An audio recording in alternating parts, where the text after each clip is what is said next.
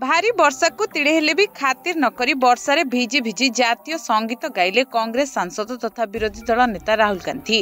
जेउठी अन्य नेता माने छत्ता तले किंबा रेनिकोट पिंधि छिड़ा होइतिले सेठी राहुल वर्षारे ओदा होई जातीय पताका को सम्मान जणाइथिले। आज इंदिरा भवन रे 79तम स्वाधीनता दिवस पालन अवसर रे किछि एपरि दृश्य देखिबाकु मिलिथिला, जेउथिरे छत्ता तले छिड़ा होई कांग्रेस अध्यक्ष मल्लिकार्जुन खड़गे दलीय कार्यालय रे रिमोट साहाय्य रे तिरंगा उत्तोलन करथिबा बेले राहुल गांधी वर्षारे भिजी भिजी जातीय संगीत गाउथिबार देखा जाइथिला।